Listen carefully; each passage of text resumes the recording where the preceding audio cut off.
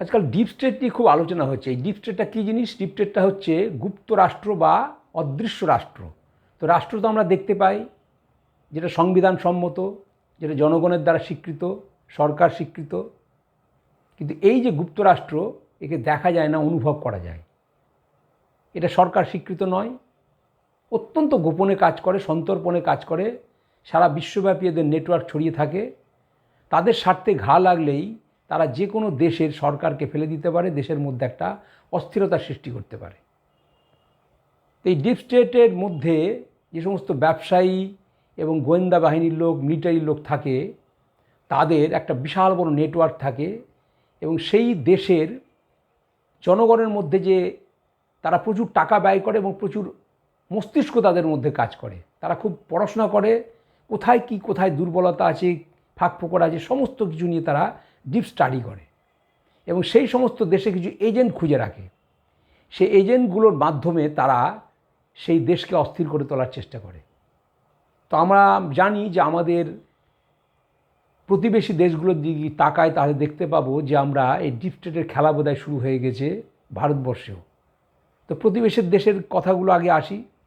আমরা জানি আফগানিস্তানে আশরাফ গানিকে সরিয়ে দেওয়া হলো, তারপরে পাকিস্তানেও ইমরান খানকে সরিয়ে দেওয়া হলো। এগুলো সব নির্বাচিত সরকার।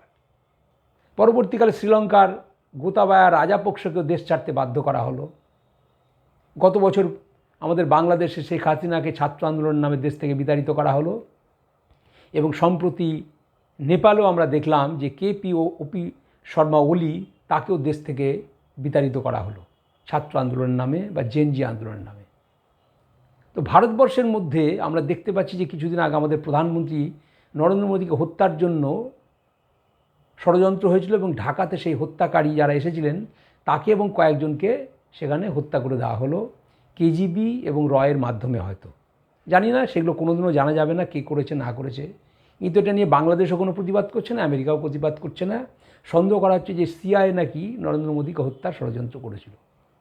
এই সমস্ত ঘটনা দেখে আমরা ভারতবর্ষের বুকে যে বিরোধী দল এবং অন্যান্য যে নানান রকম মানবতাবাদী সংগঠনগুলো আছে, বুদ্ধিজীবীরা আছে, সাংবাদিককুল আছে, তাদের যে ক্রিয়াকলাপ, সেগুলো দেখে আমার সন্দেহ হচ্ছে যে ভারতবর্ষের মধ্যেও বোধহয় ডিপ স্টেট কাজ শুরু করে দিয়েছে। আমরা সকলেই জানি যে 2014 সালে নরেন্দ্র মোদীর নেতৃত্বে আমাদের দেশে প্রায় 30 বছর পর একটা শক্তিশালী একক দল ক্ষমতা এসেছে। ফলে ভারতবর্ষের কেন্দ্রীয় সরকার অত্যন্ত শক্তিশালী হয়েছে। তার আগে 30 বছর ভারতবর্ষ অত্যন্ত দুর্বল সরকার ছিল। আর দুর্বল সরকার থাকলে যা হয়, আঞ্চলিক দলগুলো খুব তাদের সুবিধা হয়। তারা সবসময় চাইবে যে কেন্দ্রে যেন একটা দুর্বল সরকার থাকুক।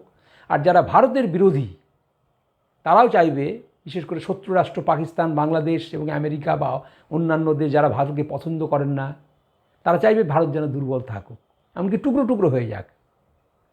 তো ইদানিং ভারতবর্ষের বিরুদ্ধে যারা বিরুদ্ধাচারণ করছে, মোটামুটি তাদেরকে 3টে লবিতে ভাগ করা যায়। একটি হচ্ছে ওষুধ লবি, একটি তেল লবি, আর একটা যুদ্ধাস্ত্র লবি। আমেরিকার চোখ রাঙানিকে উপেক্ষা করে ভারত আজ রাশিয়ার কাছ থেকে তেল কিনছে, ফলে আমেরিকার হাতে ঘা লেগেছে। এই তেল লবি যে আছে, তারাও সক্রিয় ভারতের মধ্যে অস্থিরতা সৃষ্টি করা, কারণ তাদের ক্ষতি হচ্ছে। আর ওষুধপত্র ভারতবর্ষ অনেক উন্নত মানের তৈরি করাতে বহু ওষুধ লবি, তাদেরও ক্ষতি হচ্ছে। তারাও সক্রিয় যে ভারতকে অস্থির করে তোলা, এই সরকারকে ফেলে দেওয়া। আর আমাদের দেশের বৈজ্ঞানিকরা অক্লান্ত পরিশ্রম করে যে যুদ্ধাস্ত্র তৈরি করছে, সেই যুদ্ধাস্ত্র আগে আমরা আমদানি করতাম, এখন আমরা রপ্তানি করে প্রচুর টাকা রোজগার করছি। সেই যুদ্ধাস্ত্র লবিরও আঁতে ঘা লেগেছে। তাই জর্জ সোরসের নাম শোনা যায়। তারই নেতৃত্বে সারা পৃথিবীতে নাকি বিভিন্ন দেশে এই সমস্ত অস্থির পরিস্থিতি সৃষ্টি করার চেষ্টা করছে। তো ভারতবর্ষ নাকি এই ধরনের ঘটনা ঘটাতে তারা পারে, কিন্তু ভারতবর্ষে ব্যর্থ হয়েছে, এখনও সফল হয়নি। তার কারণ যে প্রতিবেশী যে দেশগুলোতে এগুলো হয়েছে, তারা আয়তনে ভারতের তুলনায় অনেক ছোট এবং জনসংখ্যায় কত এবং গণতন্ত্রের ভিত তাদের সেরকম শক্তিশালী নয়। তাই ভারতবর্ষে তারা এখনও সফল হয়নি। কিন্তু সাবধানের মান নেই, কারণ আমাদের সাবধান থাকতে হবে, কারণ ভারতবর্ষ এক বৈচিত্র্যময় দেশ এবং এখানে বিভিন্ন ধরনের স্বার্থ গোষ্ঠী আছে। আমাদের দেশে জয়চাঁদ এবং মানসিং অথবা মির্জাফররাও অনেক আছে, যারা নিজেদের ব্যক্তিগত স্বার্থ আগে দেখে, দেশ চুলোই যাক। এবং এদের মধ্যে আমরা কয়েকটা লবিতে ভাগ করতে পারি। একজন হচ্ছে তারা ক্ষমতা লোভী, তারা রাজনীতিবিদ, তারা যেন তেন করে ক্ষমতা যেতে যায়, তার জন্য দেশ চলে যাক, আমার দেখার কোনো দরকার নেই। আর একটা হচ্ছে অর্থলোভী, বড় বড় ব্যবসায়ী, তারা অর্থের জন্য যা খুশি তাই করতে পারে। আর একটা হচ্ছে পদলোভী, মানে পদ পেতে চায়। এর মধ্যে কিছু কবি, সাহিত্যিক, বুদ্ধিজীবী সম্প্রদায়ের লোক থাকে। তো এরা করে কি, এদেরকে এজেন্ট সৃষ্টি করে এদেরকে দিয়ে দেশের মধ্যে কোথায় কোন দুর্বলতা ফাঁকফোকর আছে সেগুলোকে কাজে লাগিয়ে এদেরকে দিয়ে দেশের মধ্যে নামিয়ে দেয় এবং অস্থির পরিস্থিতির সৃষ্টি করা হয়। আমরা ভারতবর্ষের কিছু ঘটনার দিকে যদি তাকাই তাহলে দেখতে পাবো যে যখন এখানে নরেন্দ্র মোদীর নেতৃত্বে ক্ষমতায় এলো এই দলটি, তখন তার বিরুদ্ধে একটার পর একটা মিথ্যা অভিযোগ আনা হচ্ছে। সুস্থ গণতন্ত্রে গঠনমূলক সমালোচনা বিরোধিতা করবে এতে কোনো সন্দেহ নেই, কিন্তু মিথ্যা ভিত্তিহীন অপপ্রচার করা বাঞ্ছনীয় নয়। কিন্তু আমাদের দেশের কিছু রাজনৈতিক নেতা, কিছু বুদ্ধিজীবী সম্প্রদায়ের মানুষ অন্ধের মতো একজন ব্যক্তি বা একটি সরকারের বিরোধিতা করতে গিয়েই আমাদের দেশ এবং সমাজের তারা বিরোধিতা করছে। প্রথমে আমরা ধরলাম রাফেল নিয়ে। আমরা সকলেই জানি যে রাফেল নিয়ে একটা অভিযোগ করা হলো যে টাকা খাওয়া হয়েছে, কিন্তু পরবর্তীকালে প্রমাণ হলো যে রাফেল নিয়ে কোনো রকম অসৎ কোনো ডিল হয়নি, মিথ্যা প্রমাণিত হলো। অথচ প্রধানমন্ত্রীকে বলা হলো সারা দেশব্যাপী তিনি চুরি করেছেন, তাকে চোর বলা হলো। তারপরে আমরা দেখলাম যে আর একটা গল্প শুরু হলো ইভিএমের। আমরা জানি বৈজ্ঞানিক প্রগতি হচ্ছে, বিজ্ঞানকে আমরা কাজে লাগিয়ে আমরা সুবিধা পাচ্ছি।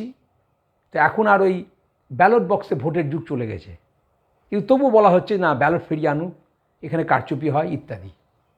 তো যারা ভোটে জিতছেন তখন কিন্তু ইভিএম ভালো হয়ে যায়, আর ভোটে হারলেই ইভিএম খারাপ হয়ে যায়। এই ধরনের অযৌক্তিক কথাবার্তা তারা বিরোধীরা বলছেন। আমরা পরবর্তীকালে আবার দেখেছি যে আমাদের দেশে একটা কৃষক আন্দোলন হয়েছিল। 1 বছর ধরে সে আন্দোলন চলেছিল। মূলত পাঞ্জাব, হরিয়ানা এবং উত্তরপ্রদেশের কিছু অঞ্চলের কৃষকরা সে আন্দোলন করেছিল। একেবারে যে ল্যান্ডলেস লেবার, যাদের কোনো জমি নেই, এই ধরনের কৃষকরা কিন্তু আন্দোলনে যায়নি। এই আন্দোলনে ছিল একেবারে ধনী কৃষক, যাদের প্রচুর টাকা পয়সা আছে, প্রচুর জমির মালিক তারা। সরকার একটা বিল আনতে চেষ্টা করেছিল যাতে কৃষকরা উপযুক্ত দাম পায়, মাঝখানে যে ফড়ে থাকে তারা যাতে লোভ পেয়ে যায়, কৃষক উপযুক্ত মূল্য পায়, জিনিসপত্র সস্তা হয়, তাদের ভালোর জন্য এই বিলটা আনার চেষ্টা করেছিল। কিন্তু 1 বছর ধরে সে আন্দোলন চলার ফলে সরকার অনেক সংবেদনশীল মন দেখিয়েও পিছু হটেছিল, কোনো গুলি চালায়নি। তারা হয়তো চেয়েছিল যে উত্তক্ত করে যে সরকার একটু গুলি চালাক, তাহলে সারা দেশব্যাপী আমরা তোলপাড় শুরু করে দেবো, বলবো দেখো এটা হয় যে কৃষক বিরোধী সরকার ইত্যাদি। কিন্তু সরকার সেই ফাঁদে পা দেয়নি। তারপরে আমরা আবার দেখলাম যে সিএ নিয়ে আন্দোলন হলো, দিল্লিতে দাঙ্গা হাঙ্গামা শুরু হয়ে গেল।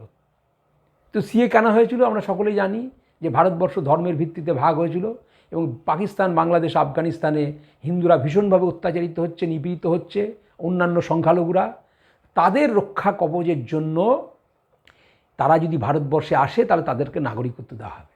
তো সেখানে যেহেতু মুসলমানদের নাম নেই, তাই মুসলিম লবি খেপে গেল এবং তাকে আমাদের এই দেশের কিছু প্রগতিশীল তথাকথিত উদারবাদী মানুষেরা তাকে সমর্থন করলো যে এটা চলতে পারে না, এটাকে বন্ধ করতে হবে, এবং হাঙ্গামা শুরু হয়ে গেল। পরবর্তীকালে কোভিডের পরে সেটা থেমে যায়। আমরা দেখেছি যে আন্দোলনকে সেখানে উস্কানি দেওয়া হয়েছে যাতে সরকার গুলি চালায়। আমাদের দেশে এক শ্রেণীর লোক আছে যারা টুকরে টুকরে গ্যাং। তারা কেউ কেউ বলছেন যে আমরা চিকেন নেককে ভারত থেকে যদি বিচ্ছিন্ন করি তাহলে গোটা উত্তর পূর্বাঞ্চল ভারত থেকে বিচ্ছিন্ন হয়ে যাবে। আর তাকে সমর্থন করছে জাতিসত্তার নামে আমাদের দেশের প্রগতিশীল মানুষেরা। এগুলো দেখে মনে হয় যে ডিপ স্টেট বোধহয় কাজ করছে, এদেরকে দিয়ে খেলাচ্ছে। পরবর্তীকালে আমরা আবার দেখলাম যে কিছুদিন আগে যে উত্তরপ্রদেশের বেরেলিতে একটা আন্দোলন শুরু হয়ে গেল।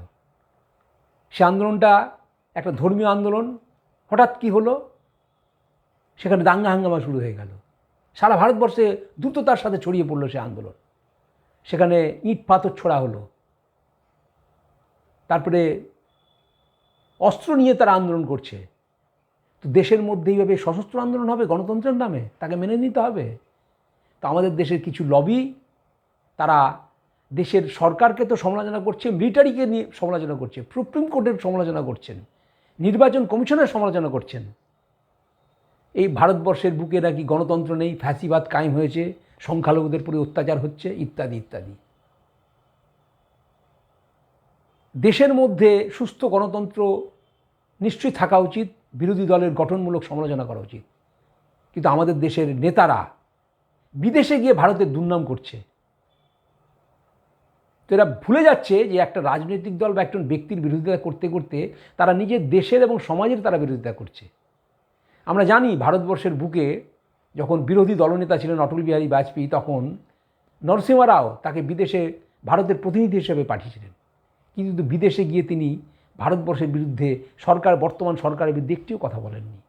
তিনি দেশের স্বার্থে কথা বলেছেন।